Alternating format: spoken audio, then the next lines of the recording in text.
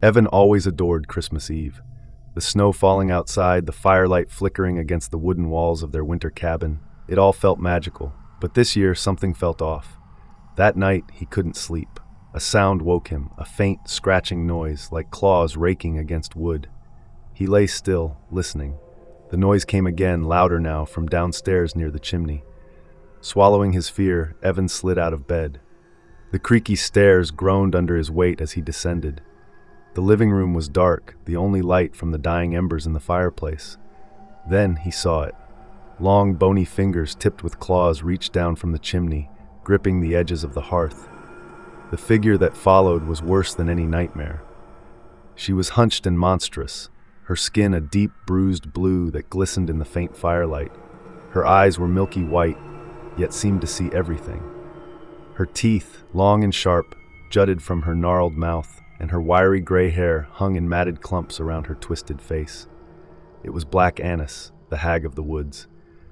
Evan had heard stories, whispered warnings about a clawed creature who devoured children and made clothes from their skin. The hag sniffed the air, her head swiveling unnaturally toward him.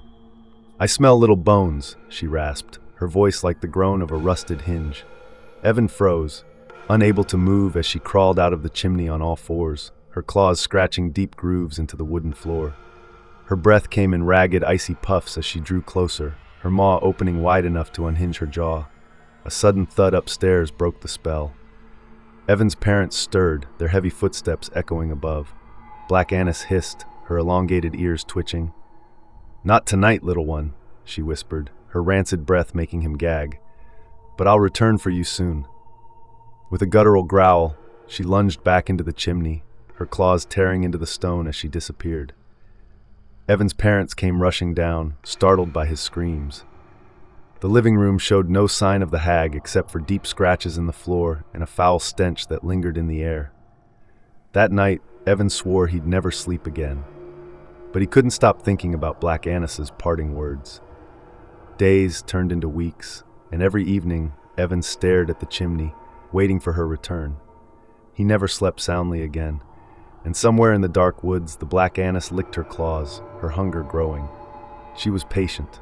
After all, the tastiest children were the ones marinated in fear.